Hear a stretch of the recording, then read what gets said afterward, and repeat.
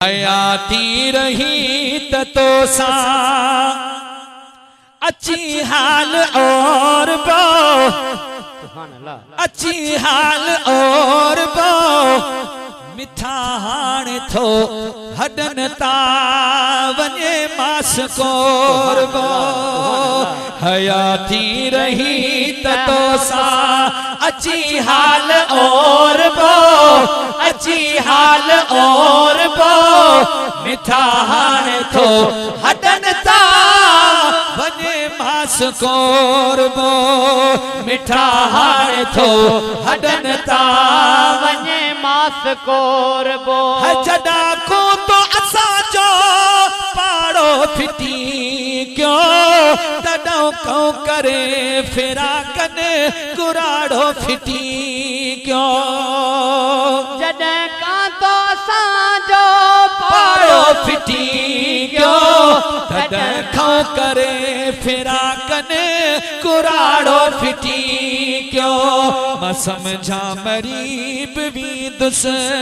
म समझा मरीब वीदुस जिजी पाण झोर बो जिजी पाण झोर बो मिठा हाण थो हडन ता वने मास कोर बो मिठा हाण थो हडन ता वने मास कोर बो हयाती रही तो सा अच्छी हाल और बो अच्छी हाल और बो मिठा हाण थो हडन ता वने मास कोर बो तुझो आया डोहीता माफी भी तूने रुगो मुर्क मूसा खड़ी नेण मूने है तुझो आया डोहीता माफी भी तूने रुगो मुर्क मूसा खड़ी नेण मूने तडे ते अची तो सा तडे ते अची तो सा ही घर घाट घोर बो ही घर घाट घोर बो मिठा हाण थो हडन ता वने मास कोर बो मिठा हाण थो हडन ता वने मास कोर बो हयाती रही तो सा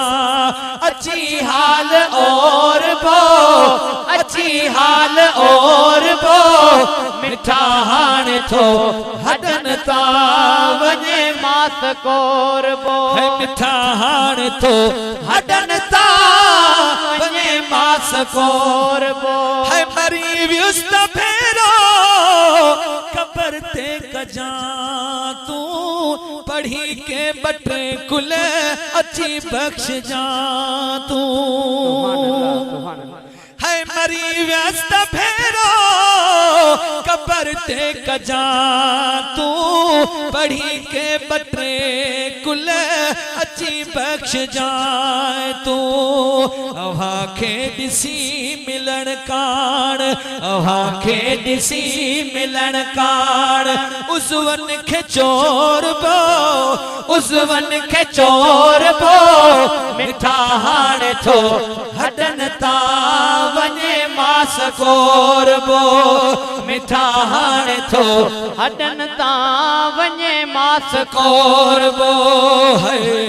हयाती रही तो सा अच्छी हाल और बो अच्छी हाल और बो मिठा हाण थो हडन ता वने मास कोर बो मिठा हाण थो हडन ता वने मास कोर बो है न मंजूर कई छो